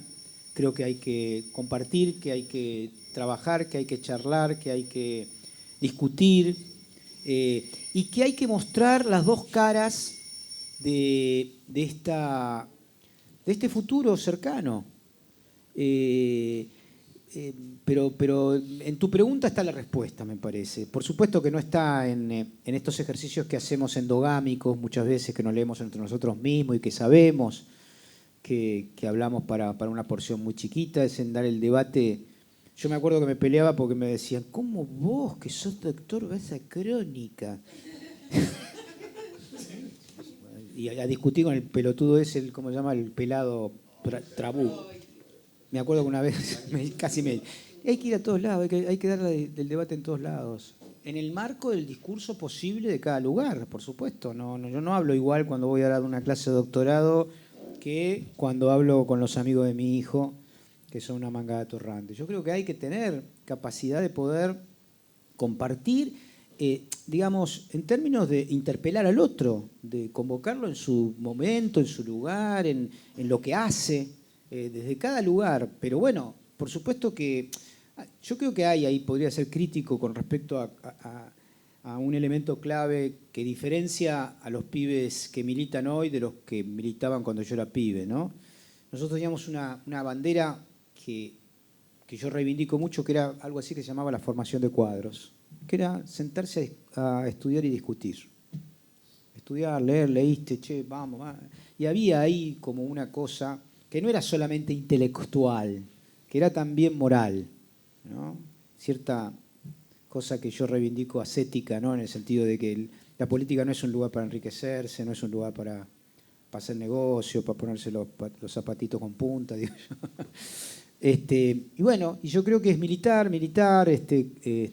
construir en los entornos y no ser cuadrado, no tratar de no, que es una tentación, de no pelearse, no indignar, tratá de entrar en el circuito comunicacional del otro, que es difícil, pero que requiere sobre todo paciencia y humildad, y no soberbia, sobre todo, y no bajada de línea.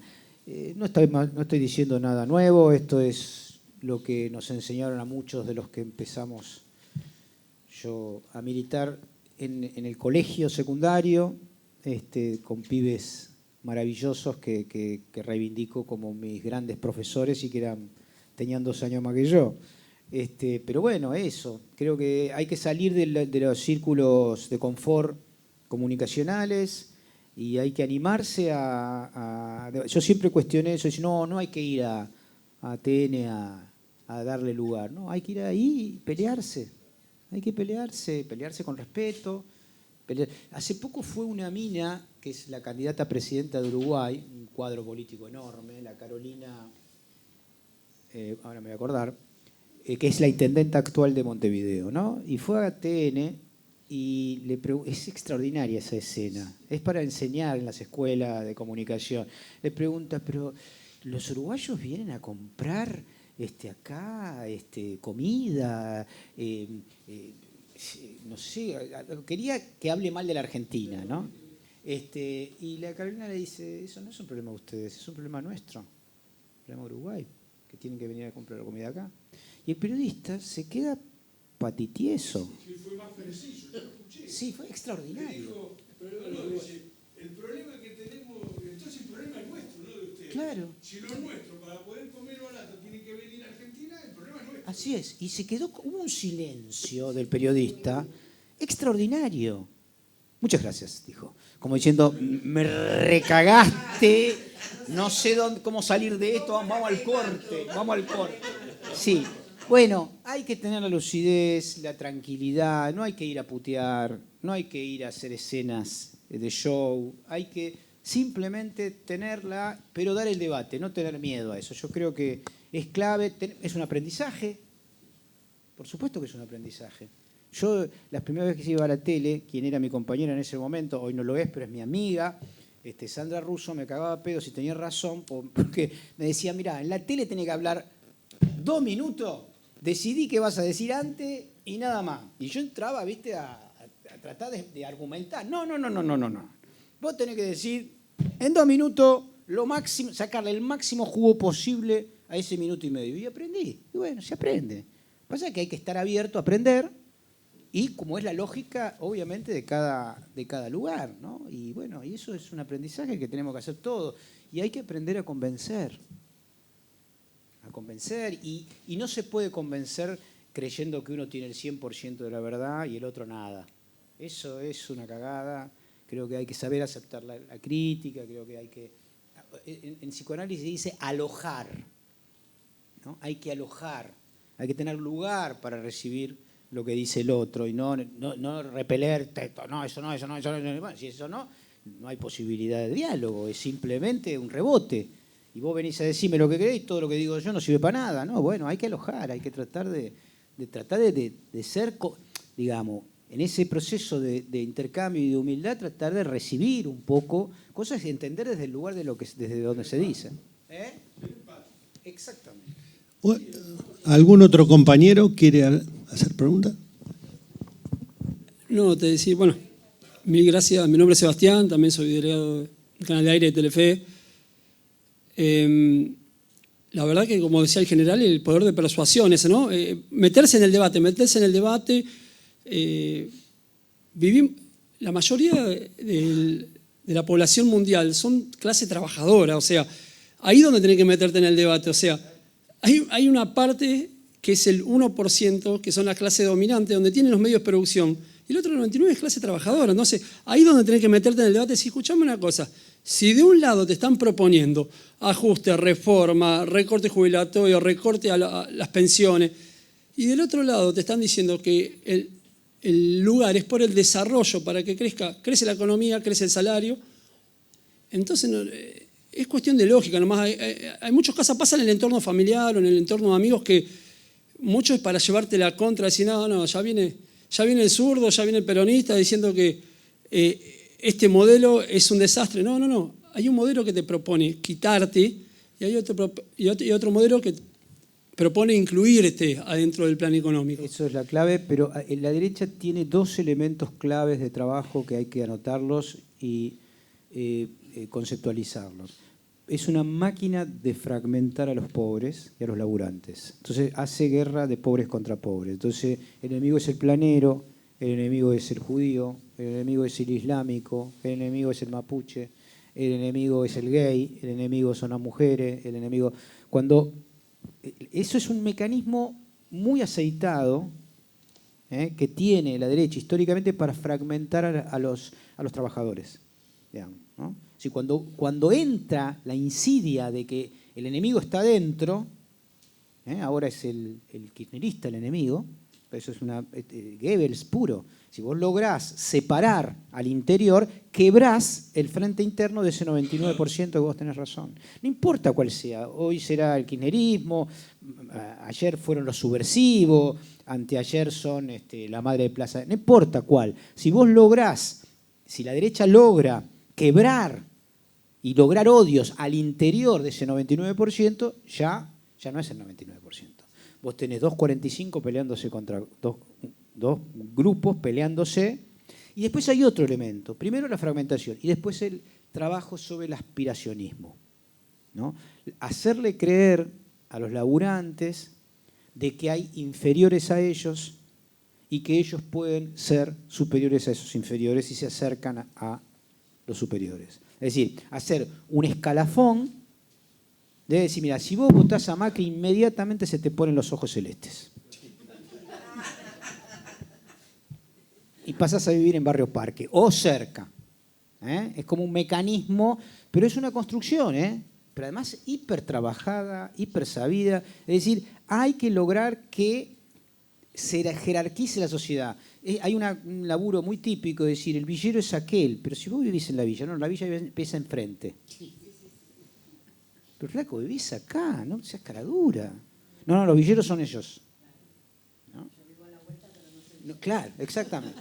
Entonces, digo, y eso es lo que se llama la fragmentación vertical. Entonces vos tenés construir odios por grupos sociales y otro, hacerle creer a alguien, a determinados sectores medios, a los laburantes que tienen salario en blanco, que los que viven de planes son el enemigo y le roban a él. ¿No? Y lográs, y este es el negocio, que se evite ver quién es ese 1%. En última instancia, aunque suene un poco viejo, lo voy a decir, esto se llama lucha de clases. Cuando Marx decía que había dos clases de proletarios o trabajadores, ¿no? De nuevo. Bueno, justamente me hiciste acordar el clásico, el Capital, que decía que había dos clases de proletarios o trabajadores, que era el trabajador en sí y el trabajador para sí. El trabajador para sí era el que se capacitaba y luchaba por su clase, que estaba orgulloso de pertenecer a la clase trabajadora o proletaria. En cambio, había trabajadores que no le quedaba otra que eran trabajadores en sí. ¿Por qué? Porque no le quedó otra que ser trabajador, pero si pudiera estar del lado de la burguesía y explotar al lado, lo explotaría. Sí, claro. Pero eso es cuestión de clase. O sea, yo creo que se inventó algo que la clase media inexistente esa, porque la clase media nunca dejó de ser trabajadora. El tema es cuando la aspiración lo lleva a perder la clase o quizás no quería pertenecer nunca a esa clase. Es que es un laburo hecho por la derecha, no es natural.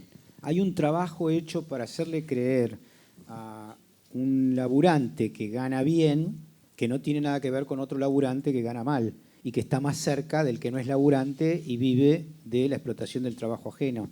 Es un laburo que ha sido exitoso, obviamente, en algunos lugares, en otros no tanto, pero está trabajado y además las usinas de comunicación trabajan sistemáticamente en afianzar esa realidad, incluso con otros elementos, el color de la piel, por ejemplo. No, vos, los blancos, ¿no? Es una cosa, los de Jujuy casi no son argentinos, son bolivianos, ¿viste? Hay un trabajo hecho sobre eso, que permite que, Milagro Sala esté presa por negra, por india, mucho más que si fuese blanca, obviamente. Digamos, no te quepa la menor duda. Bueno, ¿por qué? Por la identificación de los sectores dominantes con su color de piel. No permitirían nunca que uno como ellos los ubique, si se quiere. Por eso es tanto más escandalosa en términos simbólicos que haya un asesino como Robledo Pluch y es más mediático, porque es blanquito y de ojos celeste. Y eso es mucho más raro, es el perro, es el hombre que mordió el perro, digamos, ¿no? Entonces, bueno, eso es una construcción que se instala, se va reproduciendo también en la escuela, ¿eh? También en el sistema escolar. Última y me voy a la mierda. Claro, sí. Dos cosas, aprovechando que vos sos sociólogo y economista. Yo creo que hay un tema que nosotros tenemos que pelear, esperanza. El trabajo militante a militante es difícil, pero hay que hacerlo. Pero el otro tema que ha tenido un déficit total es la comunicación. O sea, ellos dominan la comunicación y Alberto no fue capaz de hacer una cadena nacional en el prime time para decirle, flaco, estamos haciendo esto y esto, y no me jodan más.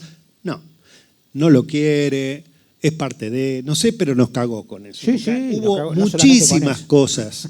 Sí, claro, pero muchísimas cosas que se hicieron bien y la gente no lo sabe. Mirá, yo te cuento sí. una anécdota. Tengo un amigo que tiene una pequeña, mediana empresa, te diría. El tipo es trabajador social, viene del peronismo, tiene a su gente muy bien y los domingos va a jugar al Merlo Profundo, allá donde no había nada, campeonato Evita, una cancha que se hicieron, todos cuentapropistas, todo bien. Y ellos miden a los gobiernos por a ver si, te lo digo, me lo cuenta él y digo, pero ¿cómo? No puedo dar una sola discusión. ¿Sabés cómo miden? Miden si se pueden hacer un asado o no, flaco. Claro. En la época de Cristina me podía hacer un asado. Ahora que es mi gobierno, no me puede hacer un asado. Claro. Entonces voto al que me... Por ahí no voy a hacer un asado, no voy a poder hacer ni una sopa, pero quiero un cambio. Sí. Bueno, ahí hay que preguntarle dónde está Cristina, la que te permitió de qué lado está Cristina, la que te permitió que tengas asado, aunque sea hasta el 15. Es una discusión. Lo de Alberto, efectivamente, yo por ahora, hasta diciembre, le llamo deslealtad. Es la palabra que voy a utilizar. Después voy a utilizar otra palabra. Ya lo voy a... absolutamente.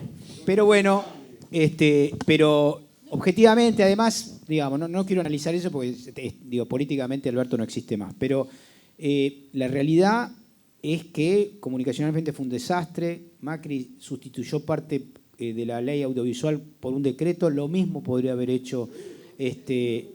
no tuvo ni siquiera la valentía, el coraje, la dignidad, nada.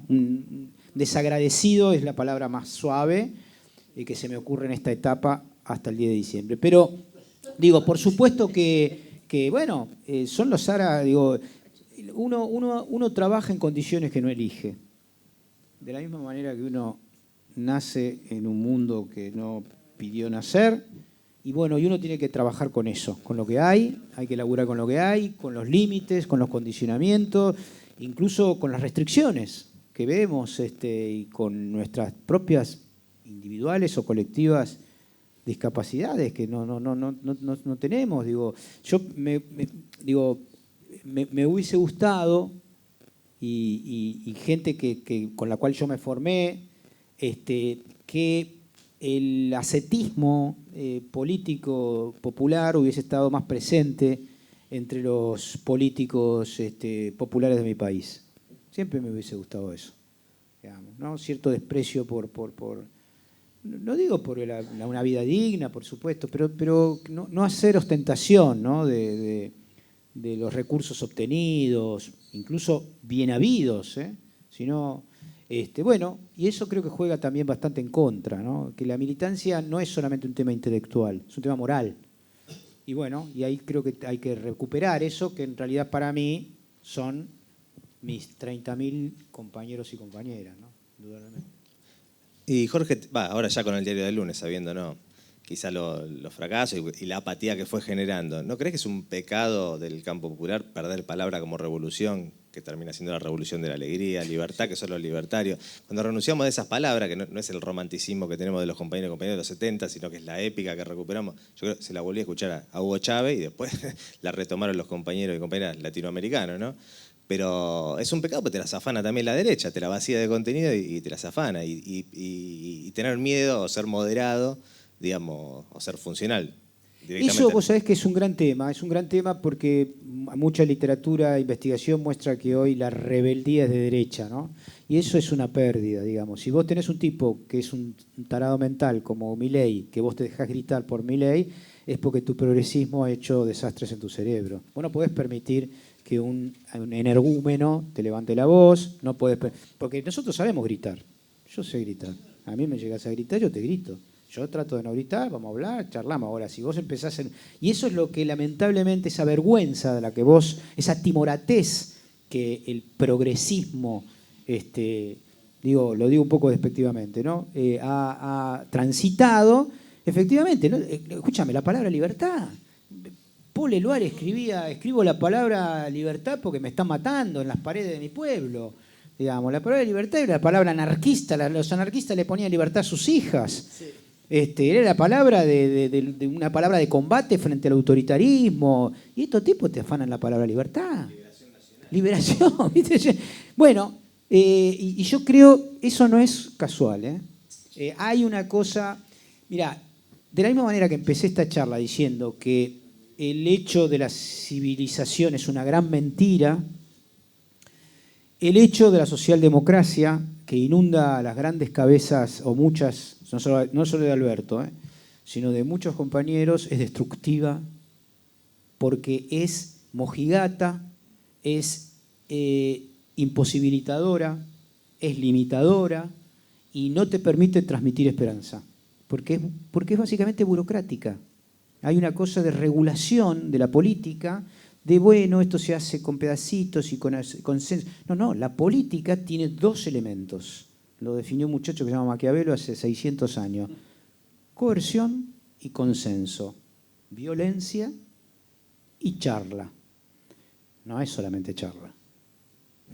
Si la política pasa a ser solamente charla y no confrontación, no entendiste nada de la historia de la política. Vos tenés que saber discutir, debatir, consensuar y también pelearte. Si lo único que sabes hacer es discutir, charlar y consensuar, es que el 50% de la política la perdiste. ¿Y quién la tiene? Un tipo como estos tipos patéticos como Trump, que gritan, pelean, etcétera, etcétera. Incluso se empiezan a enfrentar a monstruos que son sus socios. No, bueno, hay que reivindicar esa pelea, pero no como único registro. A mí mi preocupación es que vos tenés un tipo como Moreno, que él tiene el peronómetro, dueño del peronómetro, entonces él dice, bueno, este sí, este no, este Perón no, este no, Cristina no, este... ¿Quién sos, flaco? No. Claro, pero no, vos podés decir, mirá, esto no me parece, esto sí, pero además son compañeros. Y citar siempre al gran filósofo argentino Carlos Carela. No olvidarlo. Cuando me olvido del enemigo, me empiezo a pelear con los compañeros.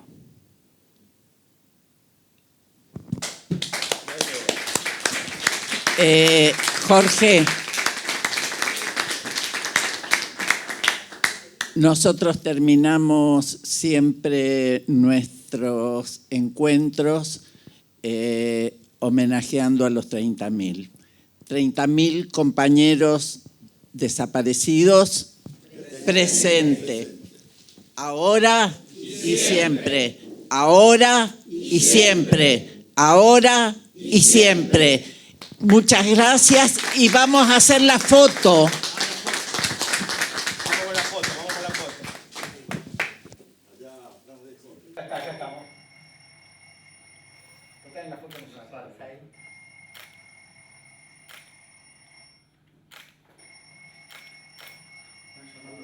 Muy bien.